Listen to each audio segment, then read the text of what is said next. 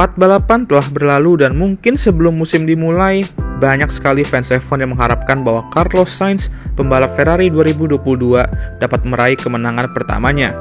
Apalagi ia mengalami musim yang sangat baik di 2021 ketika ia mengalahkan rekan timnya yang lebih muda dan digadang-gadang sebagai calon juara dunia, yaitu Charles Leclerc.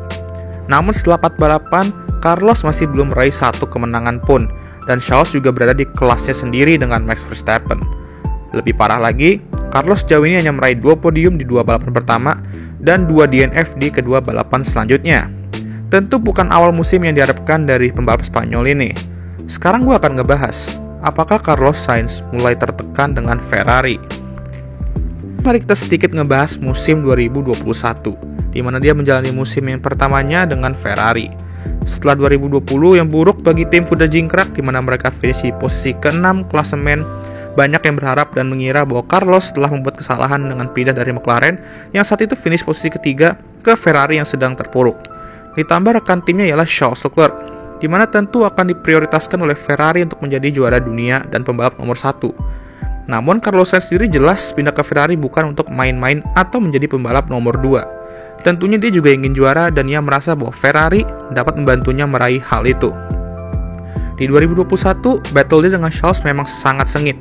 Carlos memang secara raw speed kalah dari Charles. Terbukti di qualifying battle-nya, di mana Charles unggul 14 dari 8. Namun di hari Minggu lah poin dihitung. Musim 2021, Carlos meraih 4 podium di Monaco, Hungaria, Rusia, dan Abu Dhabi. Sedangkan Charles hanya meraih 1 podium di UK.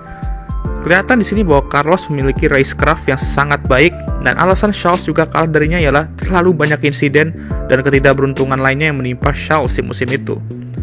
Alhasil, Carlos finish di posisi ke-5, sedangkan Charles finish di posisi ke-7.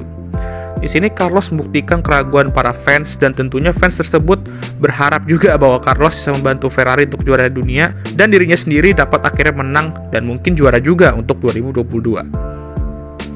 Datanglah 2022, regulasi baru dan harapan baru tentunya. Ferrari diprediksi akan kembali menjadi tim papan atas dan bersaing untuk gelar juara dunia, dan itulah yang terjadi.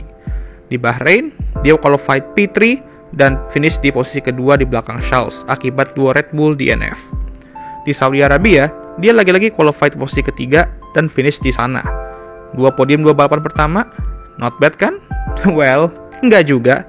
Banyak fans berharap dia bisa lebih memberikan perlawanan kepada Max dan Charles di depan.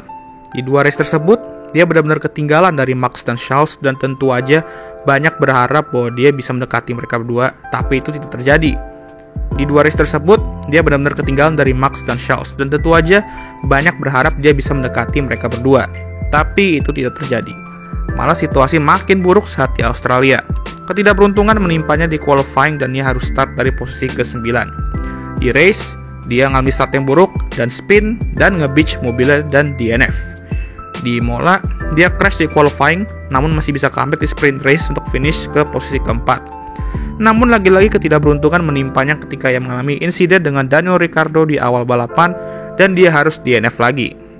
Sedangkan Charles berhasil memenangi 2 balapan di Bahrain dan Australia. Saat ini memimpin klasemen dan jarak poin Charles dengan Carlos ialah 48 poin. Jadi apakah Carlos benar-benar mulai tertekan dengan ekspektasi tinggi Ferrari? Mungkin iya kalau menurut gue, karena Carlos sendiri belum pernah mendapatkan mobil yang benar-benar bisa bertarung untuk gelar juara dunia. Sedangkan Charles sempat mencicipinya di 2019.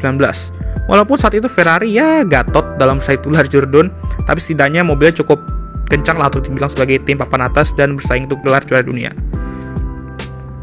Carlos juga belum pernah memiliki rekan tim kelas juara dunia, dan Charles pernah mengalami itu juga dengan Sebastian Vettel di 2019. Jadi Charles Leclerc terlihat memang sudah lebih siap dalam title fight karena dia udah punya pengalaman dan persiapan lebih dibandingkan dengan Carlos.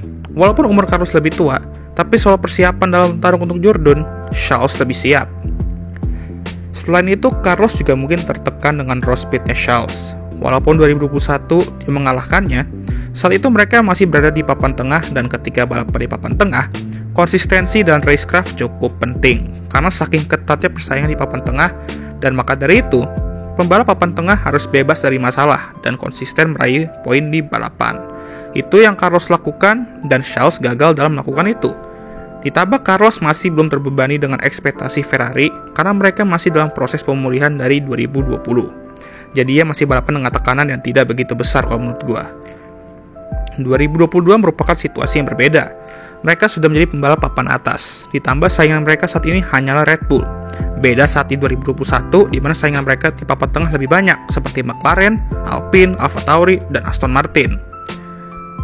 Jadi kemungkinan terjadi kecelakaan atau hal yang tidak diinginkan sangatlah besar di tahun 2021 itu. Di papan atas, road speed juga sangat penting atau bahkan penting banget. Carlos tidak memiliki road speed yang luar biasa seperti Charles. Jadi ketika Charles sudah memimpin di depan saat race, butuh road speed lebih untuk menandinginya. Seperti Max yang saat ini bisa menandingi road speed Charles. Carlos masih belum bisa melakukan hal itu dan karena itulah dia tertinggal jauh dari mereka berdua saat race. Contohnya aja di Bahrain dan Saudi Arabia. Karena itu juga mungkin dia tertekan dan terlalu over push dan melakukan kesalahan yang mungkin jarang banget kita lihat di 2021. Menurut gue solusi untuk Carlos sekarang ialah untuk tetap tenang dan semangat. AZ, ia harus kembalikan percaya dirinya di 2021. Jangan memikirkan untuk mengalahkan Charles atau Max karena itu hanya akan menambah beban dalam pikirannya dan tentu itu dapat berdampak ke performanya. Konsisten saja untuk meraih podium, nyaman dengan mobilnya, dan gue yakin kemenangan itu akan datang kok. Sabar aja, pasti bakal datang kok. Bagi kalian yang fans Carlos, bisa bantu dukung Carlos juga dan berdoa juga tentunya agar dia bisa meraih hasil maksimal. Sekian dari video ini, jangan lupa untuk like, subscribe, dan share video ini. Mohon maaf banget bila ada kesalahan dalam kata-kata, dan jangan lupa juga untuk nyalakan lonceng notifikasi agar kalian semua tahu ketika mengupload video baru. Dan I'll see you guys next time. Goodbye.